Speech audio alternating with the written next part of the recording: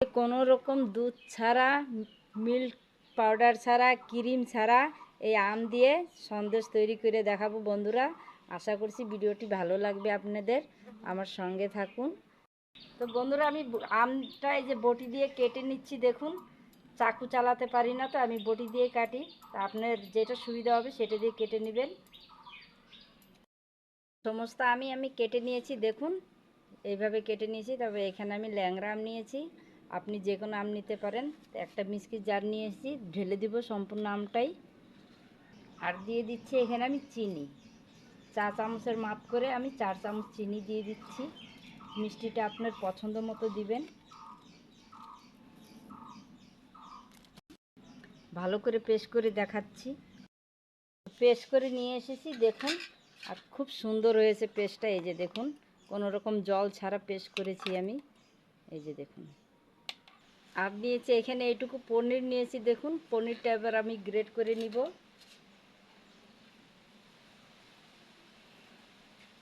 খুব ভালোভাবে গ্রেট হয়ে যাচ্ছে।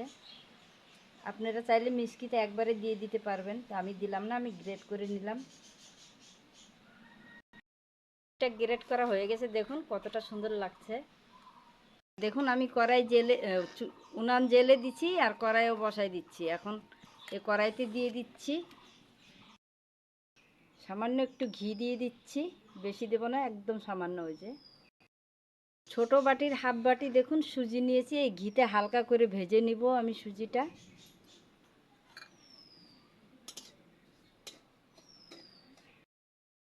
এইখানে চেষ্টা করবেন একটু ঘি দিয়ে ভাজার জন্য সুজিটা, তাহলে সন্দেশটা খেতে খুব টেস্ট হবে। যেহেতু আমি কোনো রকম দুধ দিচ্ছি না, কোনো রকম ক্রিম দিচ্ছি না, তার জন্য ঘিটা দেওয়ার চেষ্টা করবেন অবশ্যই।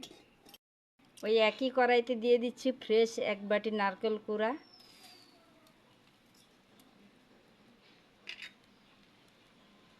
হালকা করে একটু ভেজে নিব নারকেলটা।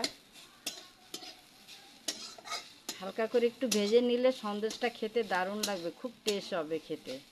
তো দেখুন আমি হালকা করে নারকেলগুলো ভেজে নিয়েছি, আর সুন্দর একটা সেন্টও বেরোছে। নারকেল ভাজা হয়ে গেছে। ওই ভাজা সুজিটা এখন দিয়ে দিচ্ছি এর ভিতরেই। একটু নেড়ে চেড়ে নিচ্ছি ভালো করে। সুজি দিয়ে নারকেলের সঙ্গে খুব ভালো করে আবারও একটু নেড়ে চেড়ে নিয়েছি। দেখুন বন্ধুরা কত সুন্দর লাগছে দেখতে, আর দেখুন সুন্দর ভাজা হয়ে গেছে। এবার দিয়ে দিচ্ছি গ্রেট করা পনিরগুলো। তা আবার একটু নেড়ে চেড়ে নিচ্ছি খুব ভালোভাবে। পনির দিয়েও আমি ভালো করে নাড়াচাড়া করে নিচ্ছি। এর ভিতরে দিয়ে দিলাম স্বাদ মতো একটু লবণ, দিলে তার স্বাদটা বেড়ে যায়। তা আবার একটু নেড়ে চেড়ে নিচ্ছি। দিয়ে দিচ্ছি কিছুটা কিশমিশ কেটে কেটে আমি ছোট করে রেখেছি, দিয়ে দিচ্ছি।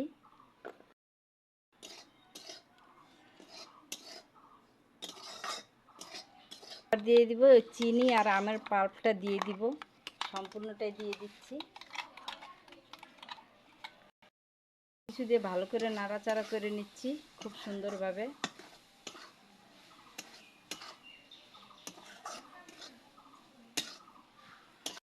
বাটি মাপ করে আমি সুজি নিয়েছিলাম হাফ বাটি, সেই বাটি মাপ করে আমি হাফ বাটি জল নিয়েছি। মিক্সিংজারে ঢেলে দিব। অনেক আমের পাল্প লেগে আছে, ধুয়ে ঢেলে দিব। ঢেলে দিলাম।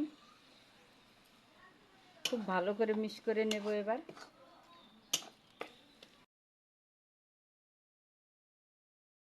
সব কিছু দিয়ে এভাবে আলতো হাতে নাড়াচাড়া করতে হবে, নাহলে নিচে লেগে যেতে পারে।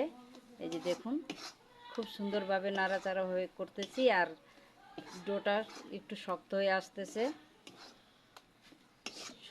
এই সময় আমি আর একটু ঘি দিয়ে দিব, সামান্য একটু, বেশি দেব না, বাস।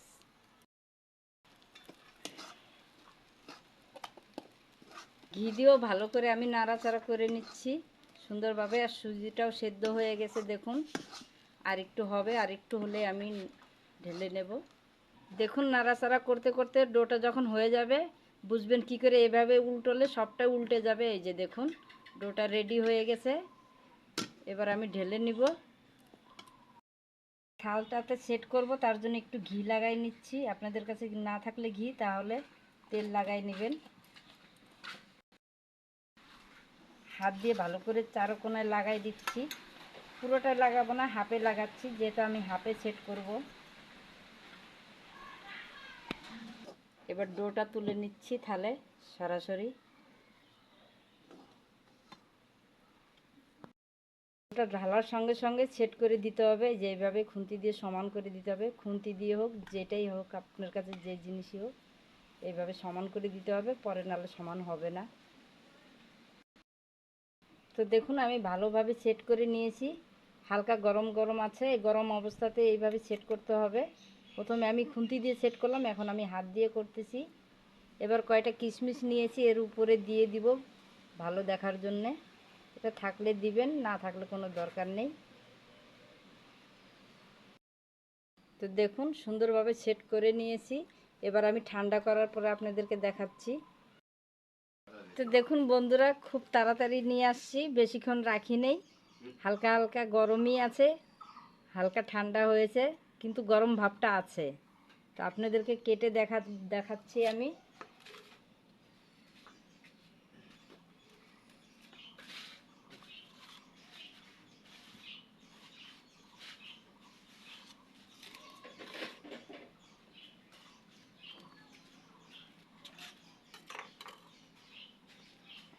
দেখুন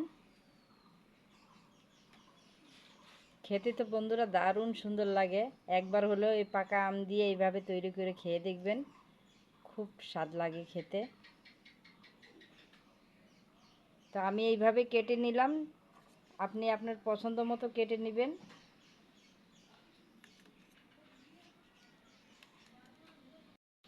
বন্ধুরা ঘরে থাকা মাত্র একটা দুটো উপকরণ দিয়েই এরকম বানায় ফেলতে পারবেন সন্দেশ। খেতে তো বন্ধুরা দারুণ লাগে, আর এই সন্দেশটা রেখে এক সপ্তাহ পর্যন্ত খেতে পারবেন আপনারা। এই যে দেখুন কতটা সুন্দর হয়েছে।